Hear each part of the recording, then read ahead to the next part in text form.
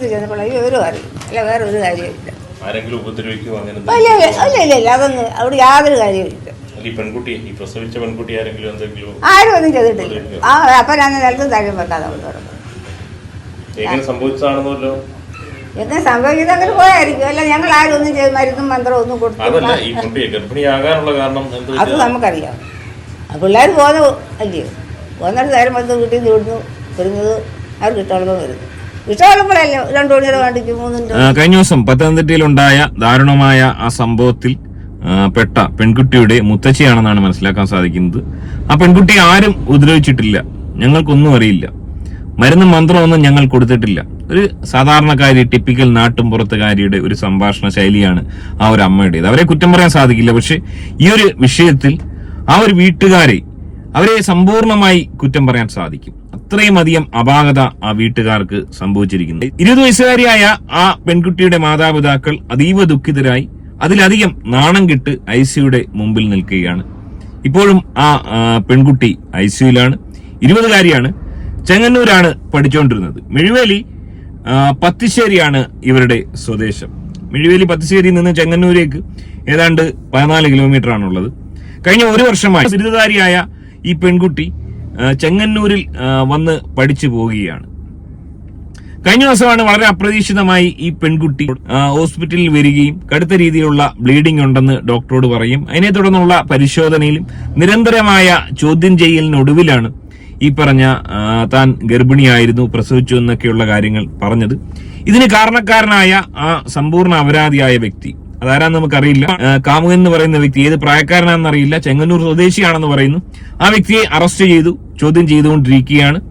DNA സാമ്പിളുകൾ പരിശോധിച്ചതിന് ശേഷം അത് പോസിറ്റീവ് ആണെങ്കിൽ മാത്രമേ ശിക്ഷിക്കാൻ സാധിക്കത്തുള്ളൂ. പെൺകുട്ടിക്ക് ഒരാളുമായി മാത്രമായിരുന്നോ ബന്ധമുണ്ടായിരുന്നു, അല്ലെങ്കിൽ ഈ കാമുകൻ എന്ന് പറയുന്ന വ്യക്തിക്ക് ഇതല്ലാതെ മറ്റ് അഫയറുകളും ഉണ്ടായിരുന്നു, ഒരു തമാശക്കളിക്ക് വേണ്ടി ഇത് ചെയ്തതാണോ? എനിവേ എന്ത് തന്നെ ആയാലും, അതായത് ഈ ഒരു പെൺകുട്ടിയെ മരണത്തിന്റെ കയ്യിലേക്ക് വിട്ടുകൊടുത്തു. അതായത് ഈ ഒരു പെൺകുട്ടി ആയുസിന്റെ വലിപ്പം കൊണ്ട് മാത്രം രക്ഷപ്പെട്ടു എന്നാണ് മനസ്സിലാക്കാൻ സാധിക്കുന്നത്. എന്താണ് അവിടെ യഥാർത്ഥത്തിൽ സംഭവിച്ചെന്നുള്ളതിന്റെ ഒരു പിക്ചറാണ് ഞാൻ നിങ്ങളുടെ മുമ്പിൽ വെക്കുന്നത്. അതിനോടൊപ്പം തന്നെ ഈ പറഞ്ഞ ഡോക്ടർ ഇതുമായി ബന്ധപ്പെട്ട് പറയുന്ന ആ ഒരു ഓഡിയോ ക്ലിപ്പും കൂടെ നിങ്ങളൊന്ന് കേട്ടതിന് ശേഷം, ഞാൻ നേരത്തെ പറഞ്ഞ പോലെ ഈ പറഞ്ഞ വീട്ടുകാരുടെ ഇതിന്റെ നിരുത്തരവാദിത്വം, വീട്ടുകാർ എന്താണ് ചെയ്തത്, എന്തുകൊണ്ട് ഇത്തരം സംഭവങ്ങൾ വീണ്ടും ആവർത്തിക്കുന്നു, ഇത് എങ്ങനെ ഇല്ലാതാക്കാം എന്നുകൂടി ഞാൻ ഈ വീഡിയോയിലൂടെ പറയാൻ ആഗ്രഹിക്കുകയാണ്. സോ ആദ്യമായി നമ്മുടെ ചാനൽ കാണുന്നവർ വീഡിയോ ഒന്ന് ലൈക്ക് ചെയ്ത് ചാനൽ ഒന്ന് സബ്സ്ക്രൈബ് ചെയ്ത് കാണാൻ ശ്രമിക്കുക. ഞാൻ doctor Lakshmi, consultant gynaecologist Usha hospital, Chengannur. ഇന്ന് 21 വയസ്സുകാരി ഹോസ്പിറ്റലിൽ വരുന്നത് 12:30-ക്കാണ്. അതിന് ഏകദേശം 3/4 മണിക്കൂർ മുന്നേ ഇവിടെ CMO ആയിട്ട് വർക്ക് ചെയ്തിരുന്ന ഡോക്ടർ അമലിന്റെ കോൾ വന്നിരുന്നു.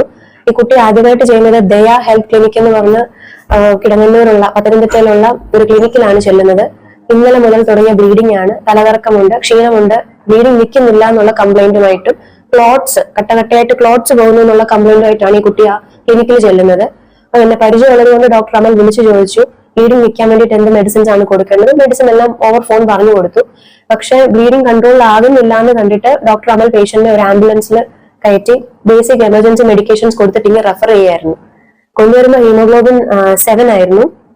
കൗണ്ട് നോക്കുമ്പോൾ 33,000 ഉണ്ടായിരുന്നു. അതിന്റെ അർത്ഥം പേഷ്യന്റ് സെപ്സിസിലാണ്. ആൻഡ് വളരെ വെളുത്ത പെയിലായിട്ടുള്ളൊരു കുട്ടിയാണ്. അപ്പം റിപ്പീറ്റഡ് ആയിട്ട് നമ്മൾ ക്വസ്റ്റ്യൻ ചോദിക്കുമ്പോഴും ഈ കുട്ടി പറയുന്നത് ഇന്ന് രാവിലെ തുടങ്ങിയ ബ്ലീഡിംഗ് ആണ്, അല്ലാതെ വേറെ ഒന്നും ഇല്ല എന്നാണ്. പരിശോധിക്കാൻ വേണ്ടിയിട്ട് ആരംഭിച്ചപ്പോഴാണ് മറുപിള്ളയും അതുപോലെ തന്നെ പുക്കിൾക്കൊടിയും വജൈന വഴി വെളിയിൽ വരുന്നത് നമ്മൾ കാണുന്നത്. അപ്പൊ മനസ്സിലായി ഇത് ഡെലിവറിയെ തുടർന്നുണ്ടായ ബ്ലീഡിംഗ് ആണെന്ന്. സോ സെപ്സിസ് ആയിട്ടാണ് പേഷ്യന്റ് ഇവിടെ കൊണ്ടുവരുന്നത്. ബ്ലഡ് ട്രാൻസ്ഫ്യൂഷൻ ചെയ്തു, ആന്റിബയോട്ടിക് സ്റ്റാർട്ട് ചെയ്തിട്ടുണ്ട്. പേഷ്യന്റിന്റെ സ്ഥിതി സേഫ് ആണെന്ന് പറയാൻ പറ്റില്ല, മെച്ചപ്പെട്ടു വരുന്നു, അത്രേ പറയാൻ പറ്റുള്ളൂ. ICUലാണ്. റിലേറ്റീവ്സ് വന്നിട്ടുണ്ട്, കുട്ടിയുടെ അച്ഛനുണ്ട്, അമ്മയുണ്ട്, മൂത്ത സഹോദരിയുണ്ട്. അവരാരും തന്നെ ഈ പ്രഗ്നൻസിയെ പറ്റി അറിഞ്ഞിരുന്നില്ല എന്നാണ് ഈ നിമിഷം വരെയും പറയുന്നത്. ഈവൻ കുട്ടിയും സമ്മതിക്കുന്നുണ്ടായിരുന്നില്ല ഗർഭിണി ആയിരുന്നു. എന്നാലോചിച്ചോക്കെ ആ ഒരു വീട്ടുകാരുടെ അവസ്ഥ, അച്ഛന്റെ അമ്മയുടെ മൂത്ത ചേച്ചിയുടെ അവസ്ഥ. ഇവര് 3 പേരും ഇതിന് വലിയ കാരണക്കാരാണ്. അതായത് മനസ്സിലാക്കാൻ സാധിക്കുന്നത് ഈ ഒരു 20 വയസ്സുകാരിയായ പെൺകുട്ടി ഈ രീതിയിൽ ഗർഭിണിയാകുന്നു. അതിനുശേഷം ഈ പെൺകുട്ടി വീട്ടിൽ തന്നെ കുളിമുറിയിൽ, അതായത് തലേ ദിവസം ഏതാണ്ട് 2 മണിയോടുകൂടി കുളിമുറിയിൽ ഇരുന്ന് പ്രസവിക്കുന്നു. ഒന്ന് ആലോചിച്ച് നോക്ക്. സ്വന്തം വീട്ടിൽ അമ്മൂമ്മ അടക്കമുള്ള ചേച്ചിയുള്ള അച്ഛനുള്ള അമ്മയുള്ള വീട്ടിൽ കുളിമുറിയിലിരുന്ന് ഈ ഒരു പെൺകുട്ടി പ്രസവിക്കുന്നു. അതിനുശേഷം ഈ പെൺകുട്ടി ഈ ഒരു കടുങ്കൈ ചെയ്യുന്നു. അതിനുശേഷം ആ പെൺകുട്ടി അതുപോലെ ആ വീട്ടിൽ കിടന്നുറങ്ങുന്നു. പിറ്റേന്ന് ബ്ലീഡിങ് നിൽക്കാതെ വന്നപ്പോൾ ഹോസ്പിറ്റലിൽ പോകുന്നു. ഒന്ന് ആലോചിച്ച് നോക്കുക, ആ കുട്ടിക്ക് ഈ ഒരു വിഷയം പറയാനോ ആരോടെങ്കിലും ഇത് അവതരിപ്പിക്കാനോ സാധിച്ചില്ല. സ്വന്തം വീട്ടിലെ ചേച്ചിയോട് പോലും ഈ കുട്ടിക്ക് ഇത് പറയാൻ സാധിച്ചില്ല. ആ കുട്ടിയും വീട്ടുകാരും തമ്മിലുള്ള ആ ഒരു ഇഴയെടുപ്പ്. അതുപോലെ തന്നെ എനിക്ക് മനസ്സിലാവാത്തൊരു കാര്യം, അതായത് വെളുത്ത് മെലിഞ്ഞ പെൺകുട്ടി എന്ന് പറയുന്നു, ഈ കുട്ടി പൂർണ്ണ ഗർഭിണിയായി പ്രസവിക്കുന്നവരെ ആ വീട്ടിലുള്ളവർ എന്തുകൊണ്ട് തിരിച്ചറിഞ്ഞില്ല? വണ്ണമുള്ള ഒരു പെൺകുട്ടിയാണ്, അല്ലെങ്കിൽ ഈ അയഞ്ഞ വസ്ത്രമൊക്കെ ഇട്ടുകൊണ്ട് നടക്കുന്ന സ്ത്രീകളാണെങ്കിൽ ഒരുപക്ഷെ തിരിച്ചറിയില്ല. ഈ പർദ്ദ പോലുള്ള അല്ലെങ്കിൽ വലിയ മാക്സിയൊക്കെ ഇട്ടുകൊണ്ട് നടക്കുന്നതാണെങ്കിൽ തിരിച്ചറിയില്ല. ഇത് 20 വയസ്സുള്ള മെലിഞ്ഞൊരു പെൺകുട്ടി ഗർഭിണിയായിട്ട് ആ അമ്മയ്ക്കോ ചേച്ചിക്കോ, അച്ഛൻ്റെ കാര്യം വിട്ടേക്കാം, ആ മുത്തച്ഛിക്കോ ഒരു സംശയം പോലും തോന്നിയില്ല എന്ന് പറയുന്നത് ഒന്ന് ആലോചിച്ച് നോക്കുക. എന്തൊരവസ്ഥയാണ്. ഇനി ഈ പെൺകുട്ടിയിലേക്ക് വന്നാൽ, ഇതുപോലെ അപരാധത്തരം കാണിക്കുന്ന പെൺകുട്ടികൾ മനസ്സിലാക്കേണ്ട ഒരു കാര്യം, നിങ്ങൾ ആദ്യം മനസ്സിലാക്കേണ്ടത്, ഈ രീതിയിൽ കടുത്ത അപരാധം കാണിക്കുന്നു. ഇവിടെ വളരെ സുലഭമായി കോണ്ടം കിട്ടുമെന്നിരിക്കെ ഈ രീതിയിലുള്ള കടുത്ത അപരാധം കാണിക്കുന്നു. ബിരുദധാരിയായ ഒരു പെൺകുട്ടിയാണ്. ഈ ഒരു സംഭവത്തിന് ശേഷം 1 മാസം കഴിഞ്ഞ് പീരീഡ്സ് ആവുന്നില്ല. അത്യാവശ്യം ബുദ്ധിയും ബോധവുമുള്ള ഏതൊരു വ്യക്തിക്ക് മനസ്സിലാവും എന്തോ അസ്വാഭാവികതയുണ്ട്. ആ ഒരു അവസ്ഥയിലാണ് ട്രീറ്റ്മെന്റ് തേടേണ്ടത്, അല്ലെങ്കിൽ ആരോടെങ്കിലും പറയേണ്ടത്. നേരെ മറിച്ച് അത് കഴിഞ്ഞ് 4 മാസം കഴിഞ്ഞാൽ പോലും ഒന്നും ചെയ്യാൻ പറ്റത്തില്ല. പിന്നെ അത് പ്രസവിക്കാനേ പറ്റത്തുള്ളൂ. ആ ആദ്യത്തെ മാസം പീരീഡ്സ് വന്നില്ല എന്നുണ്ടെങ്കിൽ കാണിച്ചത് സമ്പൂർണ്ണ അപരാധമാണ്, പറയാതിരിക്കാൻ നിവൃത്തിയില്ല. എനിവേ ഇനി അങ്ങനെ സംഭവിച്ചു, ആ ആദ്യത്തെ മാസം പീരീഡ്സ് വന്നില്ല എന്നുണ്ടെങ്കിൽ ഇതിന് ധാരാളം ഗുളികകളുണ്ട്, ഗർഭനിരോധന ഗുളികകളുണ്ട്. ഇങ്ങനെ ഒരു സംഭവം സംഭവിച്ചു കഴിഞ്ഞാൽ പോലും ഗുളിക കഴിച്ച് അതില്ലാതാക്കാം, സുലഭമായി കിട്ടുന്നുണ്ട്. അത് ചെയ്യാതെ ഈ രീതിയിൽ ഗർഭിണിയായി മുന്നോട്ട് പോയതിനു ശേഷം വീട്ടിൽ പ്രസവിക്കുന്നു. ഒന്ന് ആലോചിച്ചു നോക്കുക, അത് വീട്ടുകാർ തിരിച്ചറിയുന്നില്ല. ഇത് ചെയ്തതെന്ന് പറയുന്ന ആ അപരാധി മോൻ, അവനൊന്നും അറിയുന്നില്ല, ഈ കാമുകൻ. ആ സമയത്തൊന്നും ഈ കാമുകനോട് ഈ പെൺകുട്ടി ഇത് ഷെയർ ചെയ്യുകയോ പങ്കുവയ്ക്കുന്നോ ഒന്നുമില്ലേ. അവൻ നല്ലവനായിരുന്നെങ്കിൽ ഈ പെൺകുട്ടിയെ ഈ രീതിയിൽ മരണത്തിലേക്ക് വിട്ടുകൊടുക്കുമായിരുന്നു. ഈ പെൺകുട്ടി എന്ന് പറയുന്നത് ഒരു സമ്പൂർണ്ണ മന്ദബുദ്ധിയായിട്ടാണ് ഞാൻ മനസ്സിലാക്കുന്നത്. അതായത് ബിരുദധാരിയായ മിടുക്കിയ ഒരു പെൺകുട്ടി, വീട്ടുകാർ ഇത്രയും അധികം സ്നേഹിച്ച് ലാളിച്ച് വളർത്തി, ഡിഗ്രി കഴിഞ്ഞിട്ട് ചെങ്ങന്നൂരിൽ ഉപരിപഠനത്തിന് മറ്റൊരു പഠനത്തിന് വിട്ടേക്കുന്ന പെൺകുട്ടിയെ ഈ രീതിയിൽ തോന്നിയവാസം കാണിച്ചിട്ട്, ഈ രീതിയിൽ വീട്ടുകാരെയും നാട്ടുകാരെയും നാണം കെടുത്തിയിട്ട്, ഈ വലിയൊരു റിസ്ക് ഏറ്റെടുത്ത് വീട്ടിൽ തന്നെ ഈ രീതിയിലുള്ള പരിപാടി കാണിച്ച് ഈ പെൺകുട്ടിയെ എങ്ങനെയാണ് നമ്മൾ സംബോധന ചെയ്യുക? ഇത്രയും ബുദ്ധിയില്ലായ്മ എങ്ങനെയാണ് കാണിക്കാൻ ഒരാൾക്ക് കഴിയുക? എനിവേ, ഏറ്റവും ദൗർഭാഗ്യകരമായ സംഭവം, ഈ ഒരു വിഷയത്തിൽ ഈ കാമുകനടക്കം ഈ കുട്ടിക്കടക്കം പങ്കുള്ളതുപോലെ 100% ഈ കുടുംബത്തിന് വലിയ പങ്കുണ്ട്. ഈ പറഞ്ഞ തള്ളയ്ക്കും അമ്മൂമ്മയ്ക്കും ചേച്ചിക്കും വലിയ പങ്ക് തന്നെയാണ്. പ്രത്യേകിച്ചും അമ്മയ്ക്കും ചേച്ചിക്കും ഇത് തിരിച്ചറിയാൻ സാധിച്ചില്ല എന്ന് പറയുന്നത് അങ്ങേയറ്റം ബുദ്ധിശൂന്യതയാണ്. അവരെ കൊണ്ട് ഒന്നിനും കൊള്ളില്ല.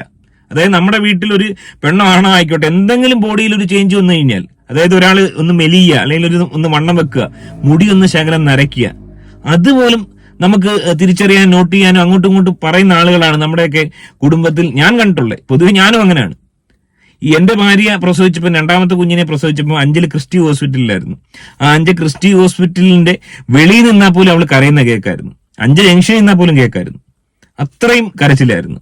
അപ്പൊ ഞാൻ ആലോചിക്കുന്നത്, ഈ പെങ്കൊച്ചി വീട്ടിൽ നിന്ന് കുളിമുറി പ്രസവിക്കുമ്പോൾ ഒരു കരച്ചിൽ പോലും, ഒരു മൂളല് പോലും, ഒരു വേദന പോലും ഈ ഒരു പെൺകുട്ടിക്കില്ല. ഒന്ന് ആലോചിച്ച് നോക്ക്, എന്തൊരു അതിശയമായത്. ആ വീട്ടിലെ അവസ്ഥ ഒന്ന് ആലോചിച്ച് നോക്ക്. ഇനി ഏറ്റവും ദൗർഭാഗ്യകരമായ സംഭവം, ഇതുപോലൊരു അവസ്ഥ ഒരാൾക്കും ഉണ്ടാവാതിരിക്കട്ടെ. ആ അച്ഛനും അമ്മയും എന്തുമാത്രം നാണക്കേടിലൂടെയാണ് ഇപ്പോൾ കടന്നു പോകുന്നത്, അതിലധികം വേദനയിലൂടെ കടന്നു പോകുന്നു. ICUയിൽ ക്രിട്ടിക്കൽ കെയറിലാണ് ഈ പെൺകുട്ടി ഇപ്പോൾ. രക്ഷപ്പെട്ട് വരട്ടെ. ഇനിയെങ്കിലും ഇത്തരം അപരാധത്തരങ്ങൾ കാണിക്കാതിരിക്കട്ടെ. ഇത് മറ്റുള്ളവർക്ക് ഒരു പാഠമാവട്ടെ. പ്രത്യേകിച്ച് ഞാൻ ഒന്നുകൂടെ എടുത്തു പറയുന്നു, ഇതൊക്കെ സംഭവിക്കുകയാണെങ്കിൽ പോലും അതിനൊക്കെ സൊല്യൂഷൻ ഉണ്ട്. അത് വേണ്ട സമയത്താണ് ചെയ്യേണ്ടത്, മനസ്സിലാക്കുക. എനിവേ, ഈ വിഷയത്തിൽ നിങ്ങളുടെ അഭിപ്രായം കമന്റായി രേഖപ്പെടുത്തുക. ആദ്യമായിട്ട് ചാനൽ കാണുന്ന ഒരു വീഡിയോ ഒന്ന് ലൈക്ക് ചെയ്യുക, ചാനൽ ഒന്ന് സബ്സ്ക്രൈബ് ചെയ്ത് കാണുക. മറ്റൊരു വീഡിയോ ആയിട്ട് കാണാം. ബൈ.